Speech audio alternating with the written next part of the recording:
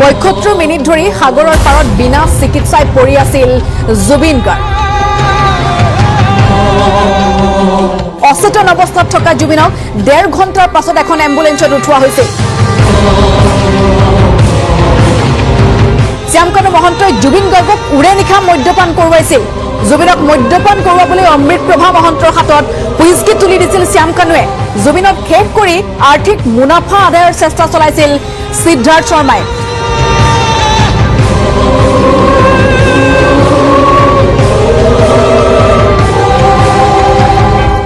জুবিনক ছিংগাপুৰত কি হৈছিল সেইটোহে আমি জানিব বিচাৰিছোঁ।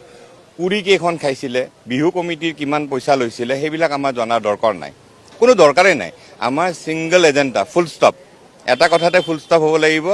জুবিনক ছিংগাপুৰলৈ লৈ গ'ল, কি কৰিলে তাতে, সেইটো আমি জানিব বিচাৰিছোঁ। সেইখিনিয়ে লাগে আমাক। মুখ্যমন্ত্ৰী ডাঙৰীয়া সেই কথাটোৱে কৈছে, আগৰ পৰা এটা পৰিকল্পনা চলি আছিলে। আজি চাব, সোণৰ কণী পৰা হাঁহ জুবিন গাৰ্গৰ পৰা ইনকাম কৰি আছিলে। শ্যামকানু মহন্ত ইনকাম কৰিছিলে, সিদ্ধাৰ্থ ইনকাম কৰিছিলে, চবেই জুবিন গাৰ্গৰ পৰা ইনকাম কৰি আছিলে। সেই জুবিন গাৰ্গটোক কিয় মানে সোণৰ কণী পৰা হাঁহ আছিলতো, বেয়া পাব লগা কথা নহয় এইটো, কিন্তু হাঁহটোক কিয় মাৰিব লগা হ'ল? যেতিয়া জুবিনে পইচাৰ কথা সুধিলে, হিচাপ বিচৰা আৰম্ভ কৰিলে, তেতিয়া মাৰিলে। ইনকামটোতো মানুহে বন্ধ নকৰে, কিন্তু সিদ্ধাৰ্থ শ্যামকানুৱে ইনকামটো বন্ধ কৰি দিলে। এতিয়া সেইটোতে আহিব যে কিয়, সেইখিনিয়ে আমাক লাগে। অসমবাসীক এটাই লাগে, পুৰি ক'ৰ পৰা খাইছিলে জনা দৰকাৰ নাই, বিহু কমিটি কিমান টকা লৈছিলে জনা দৰকাৰ নাই। চিধা কথা, এটা পইণ্টতে ফুল ষ্টপ হ'ব লাগিব, ছিংগাপুৰত কি কৰিলে। এতিয়া এটা কথা আছে ইয়াতে, ছিংগাপুৰ আৰক্ষীয়ে ইয়াতছত থকা সকলোকে তদন্ত কৰি সোধপোছ কৰি চবকে আহিব দিলে, নহয় জানো? চব আহি গ'ল। অসমত অহাৰ পিছত 5 জন এৰেষ্ট হ'ল। ছিংগাপুৰ আৰক্ষীয়ে কিয় এৰি দিলে? দুলু আহমেদ ডাঙৰীয়া এটা কেছ চলি আছে। এই যে ইয়াতছত থকা বাকী যে 18 জনৰ অকলৰ 4 জনকহে এৰেষ্ট কৰিলে, বাকী কেইজন কি হ'ব? তো তেওঁলোককতো এটা কেছ চলি আছে ন, তাতেও এটা কেছ চলি আছে। আচ্ছা, সেইটো এটা কথা আছে যে তেওঁলোকৰ কিবা শাস্তি হ'বনে নহয়। অকল জুবিন গাৰ্গক শ্যামকানুৱে লৈ গৈছিলে, সেইটো ঠিক আছে। ইয়াতছত কোনে লৈ গৈছিলে, সেই মানুহখিনি কিয় ৰেহাই পাব? সেইখিনিও আহিব লাগিব। তো সেইকাৰণে আমাৰ হাইকোৰ্টত এটা PIL কৰিছোঁ আমি, আৰু PIL মতে আমাৰ পূৰা বিশ্বাস 17 তাৰিখে আমাৰ ইয়াৰ পৰৱৰ্তী শুনানি আছে, আৰু শুনানি দিনাখন আমাৰ উকিলে যি ক'ব লাগে কোৰ্টত ক'ব। য়ট বুক কৰিছে, কোনোবাটো ৰৌ বৰালি আছে তাতে। আচ্ছা, যিটো PR টিম আছিলে, PR টিমটো কিয় সোধপোছ কৰা নাই এতিয়ালৈ? কিয় তেওঁলোকক এৰেষ্ট কৰা নাই? তাতকৈ ডাঙৰ মেইন যিজন মানে ডাইৰেক্টৰ, ট্ৰেণ্ড MMSৰ যিজন মেইন ডাইৰেক্টৰ শ্যামকানু মহন্তৰ পত্নী, তেখেতকে এৰেষ্ট কৰা নাই। তাতকৈ ডাঙৰ কথা, আজি আপোনালোকক এটা কথা কৈ লওঁ, 18/2025 যিটো কেছ CIDয়ে কেছ দিছে, তাৰে অন্যতম অভিযোগকাৰী হ'ল অভিজিত শৰ্মা আৰু পলাশ ৰঞ্জন বৰুৱা। আমাকে সোধপোছ কৰা নাই এতিয়ালৈ। এই চাৰ্জশ্বিট যে জমা দিলে, আমাক নুসুধিলেই। হাতীগাঁও থানাত আমাৰ এটা কেছ কৰিছোঁ, আমাকেই নুসুধিলে এতিয়ালৈ, নামাতিলে, এটা ফোন নাহিল এটা। তেতিয়া কি ক'ম এতিয়া? তেনেহ'লে বাকী এজাহাৰকাৰীসকলকো এতিয়ালৈকে মাতা নাই, নিশ্চয় মাতা নাই। মেইন এজাহাৰকাৰী আমাকে নামাতিলে। সংখ্যাটো বঢ়াই লাভ নাই, পাতৰ সংখ্যাটো বঢ়াই লাভ নাই। আমাৰ মেইন অভিযুক্ত যিখিনি কাৰণ, সেইখিনিহে আমাক লাগে। মই আগতে ক'লোঁ নহয় আপোনাক, পুৰি বেপাৰীয়ে পুৰি কেইখন খাইছে আমি জানিব নিবিচাৰোঁ নহয়। শ্যামকানু মহন্তহঁতে জুবিন গাৰ্গক দিল্লীত ছিংগাপুৰত লৈ গৈ কি কৰিলে সেইটো আমাক জানিব বিচাৰিছে। আমাৰ সেইটো জনালে হ'ল। দেখোন চাৰ্জশ্বিটৰ মতে বোলে 75 মিনিট এজন মানুহ হেৰি আছে। এজন মানুহ পানী খোৱাৰ পিছত 75 মিনিট যদি পাৰত থাকে, এজন মানুহ জীয়াই থাকিব জানো? তাতে মই জানাত নাৱত বোলে 15-16 জন মানুহ আছিল। 16 জন মানুহৰ জুবিন গাৰ্গক দাঙি আনি পেলাই এম্বুলেঞ্চ এখন গুচাৰি পাই বা হস্পিটেলত আনিবলৈ 75 মিনিট অকল পাৰত পেলাই থ'ব লগা হ'ল নে? তাৰমানে আজি জুবিন গাৰ্গৰ নিচিনা মানুহ এজন যদি হত্যা হৈ যায়, যিটো এটা মানে কনস্পিৰেচি বা পৰিকল্পনা 2-4 বছৰ 8 বছৰ পৰা চলি থকা মানুহ, তে আজি আপোনালোকৰ নিচিনা মোৰ নিচিনা মানুহবোৰ আমিতো পিঁয়াজৰ বাকলিৰ নিচিনা ফুকাই দিলে উৰি যাম দেখোন। চ' তাৰমানে ইয়াত কাৰো তাৰমানে কোনো ছেফটি নাই তাৰমানে। চ' সেইটো এটা মোৰ পিনৰ পৰা এইটো মই সদায় এইটো ভাবি থাকিম যে চ' এইটো total 100% failure of R intelligence bureau', first কথা। ছেকেণ্ড কথা, এতিয়া যিহেতু আমাৰ চাৰ্জশ্বিটখন কালি দিলে, আৰু তেওঁলোকে তাতেতো 4 জনকতো ডাইৰেক্ট তেওঁলোকে হেৰি বুলিয়ে ক'লে, হত্যাকাৰী বুলিয়ে ক'লে 4 জনক। এতিয়া আৰু এটা কথা মই তাত চবতকৈ আচৰিত পালোঁ, এতিয়া ধৰক আমিতো আৰু মই চাৰ্জশ্বিটখন নিজেতো পঢ়ি পোৱা নাই বা আমাৰ ডেফিনেটলি আমাৰ এতিয়া অনলি চ'ৰ্চটো কি হ'ল, আমি মিডিয়া চ'ৰ্চ বা চেনেলবোৰতে চাই আছোঁ। এটা শুনিলোঁ যে 75 মিনিট জুবিন গাৰ্গ বোলে পাৰতে আছিল বিনা চিকিৎসা। চ' এইটো মানে আকৌ দেখোন চবে দেখোন কৈছিল যে জুবিন গাৰ্গক লগালগ লৈ অহা হ'ল, মানে যিকেইজন তাতে কৈ আছিল লগালগ উঠাই আনিলোঁ, লগালগ এম্বুলেঞ্চ আহিল, লগালগ কিবা কোনোবাই এটাইতো ভৰিয়ে মালিচ কৰিলে, এটাই বুকুৱে মালিচ কৰিলে, এটাই কিবা চিপিও দিলে, শেখৰে বোলে মালিচো কৰিলে, চ' এজনে চিপিও দিলে চব। কিন্তু এতিয়াতো ওলাইছে দেখোন চাৰ্জশ্বিটৰ মতে বোলে 75 মিনিট এজন মানুহ হেৰি আছে। এজন মানুহ পানী খোৱাৰ পিছত 75 মিনিট যদি পাৰত থাকে, এজন মানুহ জীয়াই থাকিব জানো? তাতে মই জানাত নাৱত বোলে 15-16জন মানুহ আছিল। 16জন মানুহৰ জুবিন গাৰ্গক দাঙি আনি পেলাই এম্বুলেঞ্চ এখন গুচাৰি পাই বা হস্পিটেলত আনিবলৈ 75 মিনিট অকল পাৰত পেলাই থ'ব লগা হ'ল নে? মই এইচব তাৰমানে এতিয়া এইটো প্ৰথম এইটো এটা আচৰিত পালোঁ কথা। ছেকেণ্ড এটা আচৰিত পালোঁ যে আৰু এটা শুনিলোঁ যে অমৃত প্ৰভাই বোলে গোটেই ৰাতি জুবিন গাৰ্গক মদ খুৱাই আছিল। অমৃত প্ৰভাৰ দেখোন মইতো প্ৰথমে নাই কৈছোঁ, অমৃত প্ৰভাৰ ইণ্টাৰভিউকেইটা মোৰ এটাও সঁচা লগা নাছিল। প্ৰথম কথা, তেখেতে যেতিয়া তাই আহি পেলাই ক'লে অমুক মই একোৱে নাজানো, একদম বেঙাই আৰু একোৱে বুজিয়ে নাপায় পৃথিৱীখনৰ কথা। কিন্তু অমৃত প্ৰভা আহি পেলাই কেতিয়া গুৱাহাটীত আহি কেতিয়া ঘৰত আহি সোমাই থাকিলে কোনো গমেই পোৱা নাছিল।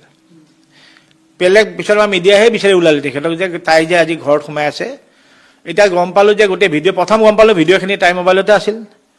এতিয়া গম পালোঁ যে তাইয়ে গোটেই ৰাতি মদ খোৱালে।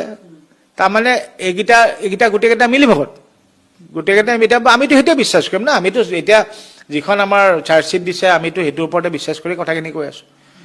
চ' প্ৰথম কথা এইকেইটা, প্ৰথম এইটো শ্বকিং নিউজ যে 75 মিনিট জুবিন গাৰ্গক সাগৰৰ পাৰত পেলাই থৈছে বিনা চিকিৎসা।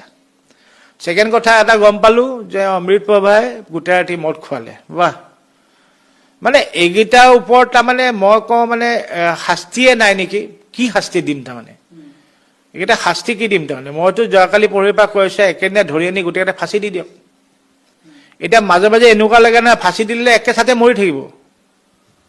সিহঁতক মানে চাৰাও জীৱন মানে এই 100 বছৰমান জেল দি দিয়ক, য'ত সিহঁতে মানে 100 বছৰ জেল দিলে বেলু নাপায়।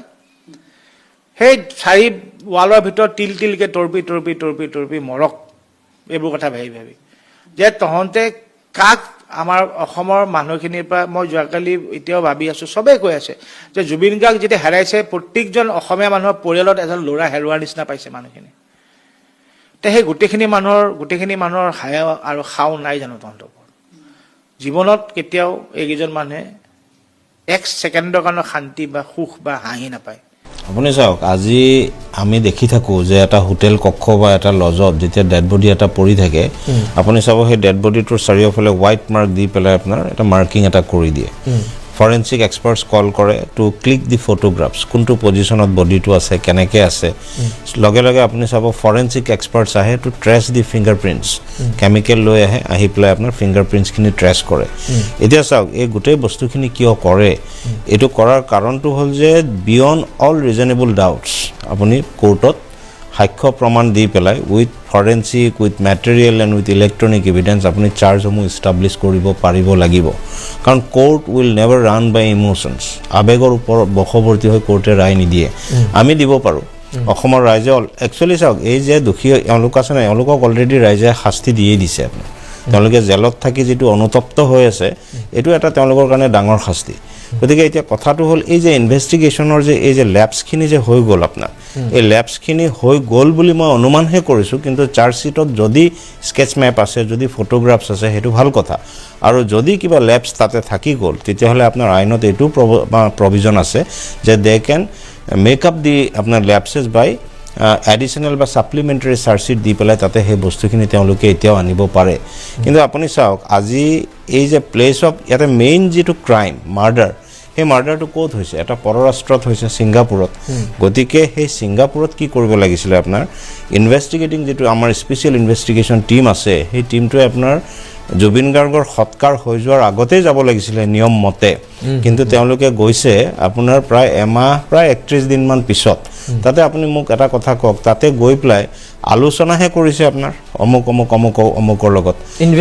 ইনভেষ্টিগেশ্যনটো কৰিবৰ কাৰণে তাতে ছিংগাপুৰ পুলিচৰ এইড ল'ব লাগিছিলে, লৈ পেলাই আপোনাৰ হোটেল কক্ষত যাব লাগিছিলে, বা যিমানখিনি সম্ভাৱ্য মানে আপোনাৰ সাক্ষীবাদী তাৰ পৰা কালেক্ট কৰিব পাৰিব লাগিছিলে, সেইখিনি কিমানখিনি আনিছে সেই বস্তুটো এতিয়ালৈকে আমি এজিউমহে কৰিব পাৰোঁ। কিন্তু এই যে দেৰি হ'ল ক্ৰাইম চিনত যাওঁতে বা যিটো ছিংগাপুৰত যাওঁতে, এই দেৰিৰ যিটো লেপছ বা লেকুনা, এইটো যে মিট আপ কৰিব পাৰিব বাই ছাপ্লিমেণ্টাৰী চাৰ্জশ্বিট, এইটো এটা বহুত ডাঙৰ আপোনাৰ মানে সন্দেহ থাকি গ'ল, কাৰণ সময়টো দীঘলীয়া হৈ গ'ল। গতিকে সেইটো কাৰণে সেই যে ডেষ্ট্ৰাকশ্যন অফ এভিডেন্সৰ যে চাৰ্জটো আনিছে, ছেকশ্যন 238টো যে লগাইছে এগেইনষ্ট দিছ আপোনাৰ শ্যাম কানু মহন্ত, নিশ্চয় আপোনাৰ ইনভেষ্টিগেটিং এজেঞ্চিয়ে তাতে আপোনাৰ তথ্য প্ৰমাণ পাইছে যে শ্যাম কানু মহন্তই তাতে হোটেলত বা অন্য জেগাত এই এভিডেন্সসমূহ ডেষ্ট্ৰয় কৰিছে।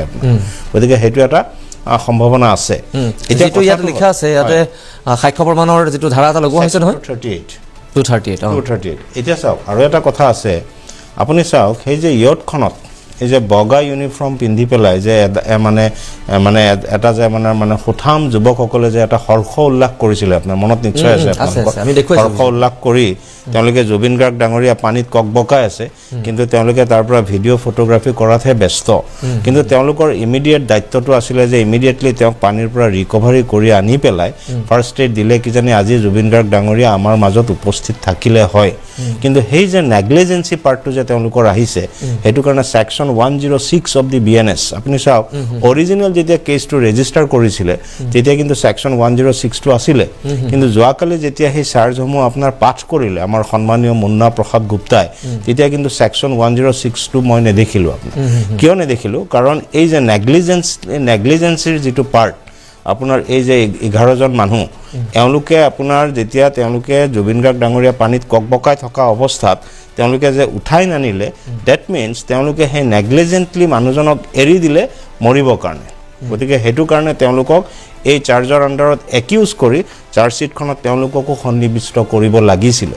এতিয়া ছেকেণ্ডলি আপুনি চাওক, তেওঁলোকক ইয়াতে ইনভাইট কৰি আনিছে, ইনভাইট কৰি আনি পেলাই খুব হাঁহি ফূৰ্তিকৈ তেওঁলোকৰ জবানবন্দীবোৰ লৈছে আৰু তেওঁলোকক যাব দিছে, সকলোকে মতা নাই আপোনাৰ, কিন্তু তেওঁলোকতো একিউজড হয় আপোনাৰ, তেওঁলোকক যে এৰি দিছে আজি আপোনাৰ, হোৱাট ইজ দি ৰিজন যে তেওঁলোকক আজি আপোনালোকৰ চাৰ্জশ্বিটত যে সংলগ্ন হোৱা নাই? ইয়টখনত আমি স্বচক্ষু প্ৰত্যক্ষ, এতিয়াও যদি আপোনালোকৰ PCR এইটো চাওক, এই যে ইয়টখনত আপোনাৰ তেওঁলোকৰ যিটো ভিউ, আপোনাৰ সেই পিচাৰত যদি আপুনি চাই দেখিব মনিটৰত, হয়। গতিকে এতিয়া চাওক, এই যে মানুহ কিজন আপোনাৰ যেতিয়া ঠেলি দিয়ে, গতিয়াই দিয়ে বা জুবিন গাৰ্গ ডাঙৰীয়াক যাব দিয়ে, এই যে মানুহবোৰৰ যিটো কণ্ডাক্ট, ইয়াতেইতো তেওঁৰ আপোনাৰ হত্যা হৈছে আপোনাৰ। গতিকে তেওঁলোকক আপুনি কেনেকৈ চাৰ্জশ্বিটত এজন একিউজ হিচাপে এৰি দিলে? গতিকে সেইটো কাৰণে আপুনি চাওক, এতিয়া আজিৰ দায়িত্বটো কি হ'ল, যিখিনি লেপছ হৈ গ'ল, আজি আমি হ'লো আউটছাইডাৰ্ছ, আমাৰ তেনেকুৱা লোকাছ বুলি এটা শব্দ আছে আপোনাৰ, মানে অধিকাৰ বা আপোনাৰ কি খৰ্ব হৈছে। আজি সন্মানীয় জুবিন গাৰ্গ ডাঙৰীয়াৰ সহধৰ্মিনীয়ে, মোৰ মতে, মই এটা জাষ্ট আইনৰ ছাত্ৰ হিচাপে এটা সৰু ছাজেশ্যন দিব বিচাৰোঁ আপোনালোকৰ মিডিয়ামৰ থ্ৰু দি, তেওঁ এই চাৰ্জশ্বিটখনৰ চাৰ্টিফাইড কপি পোৱাৰ একদম উপযুক্ত প্ৰাৰ্থী। এই চাৰ্জশ্বিটখন লৈ তেওঁ এজন বিশিষ্ট আইনজ্ঞ, আমাতকৈ বহুত ডাঙৰ আইনজ্ঞ আমাৰ মহামান্য গুৱাহাটী উচ্চ ন্যায়ালয়তো আছে, আমাৰ লোৱাৰ কোৰ্টতো আছে, ট্ৰায়েল কোৰ্টত, তেওঁলোকৰ লগত বহিব লাগে, আলোচনা কৰিব লাগে, কৰি পেলাই যদি দেখিছে যে চাৰ্জশ্বিটখনত ক'ৰবাত লেপছ আছে, তেওঁ আকৌ পুনৰ ইনভেষ্টিগেশ্যন, আকৌ ফাৰ্ডাৰ ইনভেষ্টিগেশ্যন কৰিব লাগে বা আৰু এডিশ্যনেল ছাপ্লিমেণ্টাৰী চাৰ্জশ্বিট দিব লাগে বুলি তেওঁ এটা আবেদন মহামান্য ন্যায়ালয়ত কৰিব পাৰে বিফৰ কমেন্সমেণ্ট অফ দি আপোনাৰ ট্ৰায়েল। গতিকে আপুনি চাওক, গতিকে সেই গোটেই বস্তুবিলাক মানে আজিও সময় পাৰ হৈ যোৱা নাই। গতিকে সেই সময় পাৰ হৈ যোৱাৰ আগতে যদি আমি উপযুক্ত সময়ত উপযুক্ত কাম নকৰোঁ, তেতিয়াহ'লে কিন্তু ভৱিষ্যতে যেতিয়া এই আছামীবিলাক আপোনাৰ খালাচ হৈ যাব, তেতিয়া কিন্তু কান্দি কাটি লাভ নাই। নিশ্চয় অত্যন্ত এটা গুৰুত্বপূৰ্ণ পৰামৰ্শ দিছে। আচলতে স্বাভাৱিকভাৱে এইদৰে অনুষ্ঠানৰ নামত অনুষ্ঠান কৰাতকৈ আমি এই অনুষ্ঠানৰ জৰিয়তে এটা আহ্বান জনাইছোঁ যে সময় এতিয়াও উকলি যোৱা নাই। যদি এই চাৰ্জশ্বিটক লৈ পেলাই আমি সুখী নহয়, তেতিয়াহ'লে এডিশ্যনেল বা ছাপ্লিমেণ্টাৰী যিটো চাৰ্জশ্বিটৰ কথা কোৱা হৈছে, সেইখিনিৰ জৰিয়তে তথ্য প্ৰমাণ আৰু অধিক শক্তিশালী চাৰ্জশ্বিটৰ বাবে এতিয়াও মানে সময় উকলি যোৱা নাই।